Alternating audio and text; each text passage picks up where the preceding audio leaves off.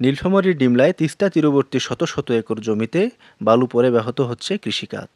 অথচ স্থানীয় প্রশাসন সেই বালু অপসারণের অনুমতি দিচ্ছে না বলে অভিযোগ করেছে কৃষকেরা।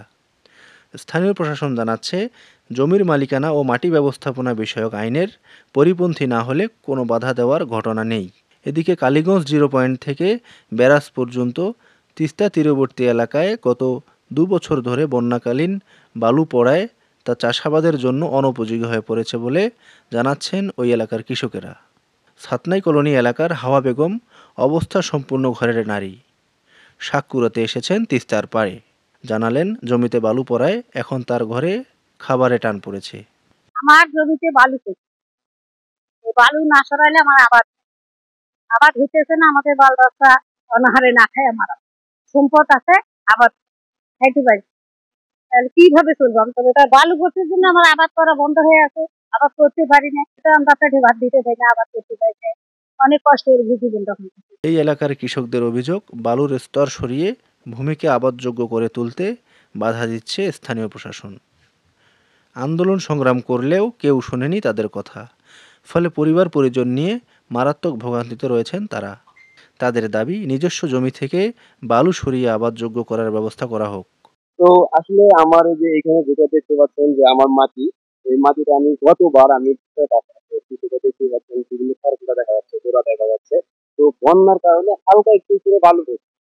তো আমরা এই বালুটা যখন সরাতে গেছি বা এই বালুটা সরাই আমরা যখন আমাদের চার যদি জিনিস বের করে যাচ্ছি, বিভিন্ন ভাবে প্রধান চাপ দিচ্ছি, তারা আমাদেরকে বালু সরাতে দিচ্ছে না। তারা বলতেছে আপনারা বালুতে হাত দিতে পারবেন। কেন আমরা বালুতে হাত দিতে পারবো? এটা তো আমার বাধ্যতা কই। আর এইটা যখন আমরা কাজ না করতে পারছি, দেখা যাচ্ছে আমরা বিভিন্ন জায়গায় কাজ করে থাকি।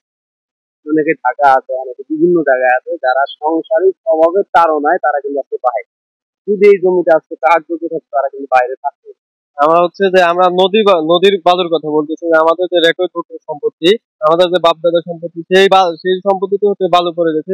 বালু পড়ার কারণ হচ্ছে যে আমরা যে আমাদের আবাদি জমি, কৃষি জমিটা, সেটা হচ্ছে বালুর 3 থেকে 4 ফিট নিচে পড়ে গেছে। সেই বালুটা যদি হচ্ছে সরানো হয়, সেটা বালু মহল দিয়ে হোক কিংবা সরকার লিজ দিয়ে হোক, যদি এটা লিজ দিয়ে সরকার এটা আমাদেরকে যদি আমাদের জমিতে উদ্ধার করে, সেক্ষেত্রে হচ্ছে আমাদের সরকারও হচ্ছে একটু উপকৃত হবে, দেশও বাঁচবে এবং কৃষকও বাঁচবে। আমি একটা জমিতে বালু কিছু সরাইতে পারবো, তারপর আমার প্রশাসন বাধা দিতে আর বালু সরাইতে পারলাম। ওই জমিটার গম খুব সুন্দর। আর একটা জমিতে গম ফেলেছি, রসের কারণে গম জ্বালায় নেই। আর একটা জমিতে গম ফেলছি, 1 হাজার একটা গাছ, 8 বার 9 বার পানি দিছি, এমনকি আমার বিশে পেশাটা আসবে। তা আমি এখানে গম আবাদ করে যে আমি নিয়ে করি। এ বিষয়ে ডিমলা উপজেলায় নির্বাহী কর্মকর্তা জানান, সমস্যা সমাধানে সমন্বিত উদ্যোগ গ্রহণ করা যেতে পারে। তবে জমির মালিকানা ও মাটি ব্যবস্থাপনা আইনের ব্যত্যয় না হলে কারো বিরুদ্ধে ব্যবস্থা নেওয়ার প্রশ্নই আসে না বলে তিনি জানান। যদি কোনো কারণে বালু পড়ে যদি আমাদের কৃষি জমিগুলোতে যদি কৃষিকাজের জন্য অনুপযুক্ত হয়ে যায়, তাহলে আমার কাছে মনে হয় যে আমরা একটা সমন্বিত পদক্ষেপ নিয়ে, যেমন আমাদের পানি উন্নয়ন বোর্ড আছে যারা একে দেখভাল করে, আমাদের জেলা পর্যায়ে একটা কমিটি আছে, আপনারা যে বললেন যে এই বিষয়টা হলো সেখানে উপস্থাপন করে যে কিভাবে সমস্যাটাকে আমরা সমাধান করে আমরা কৃষিকাজের জন্য যাদের যে কৃষকদের যে নিজস্ব যে জমিগুলো আছে সেই জমিগুলো কিভাবে আমরা রক্ষা করা যায়, আমরা সেই চেষ্টাটা করব। একই সাথে আবার যে বিষয়টা বললেন যে বালু ব্যবসায়ী যেটা বললেন যে আসলে আমরা বালু মহল এবং মাটি ব্যবস্থাপনা আইন যে 2010 আছে, সেই আইন অনুযায়ী আসলে যেগুলো ব্যর্থ হয় সেগুলোতে আমরা আসলে প্রয়োজনীয় পদক্ষেপ এবং বলা যায় যে আইনগত যে পদক্ষেপগুলো আছে সেই পদক্ষেপগুলো আমরা প্রতিনিয়ত গ্রহণ করছি। সমস্যা সমাধানে প্রয়োজনীয় উদ্যোগ নেওয়ার আশ্বাস দিলেন জেলা প্রশাসক। ব্যক্তিগত জায়গায় যদি পলির মতো বালি পড়ে থাকে, সে এটা অনায়াসে অপসারণ করতে পারে, বাণিজ্যিকভাবে হয়তো সেল করতে পারবে। আর এ বিষয়ে আমি অনেকে বলে দিব, যদি তার নিজের ব্যক্তিগত জায়গা থেকে বালি কৃষিকাজের জন্য অপসারণ করে, সেটা যাতে পারমিশন দিয়ে।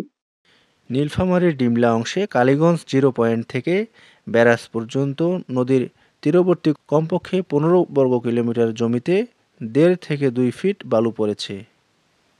রাশেদুল ইসলাম, আপেল, সারাবাংলা.net, নীলফামারী।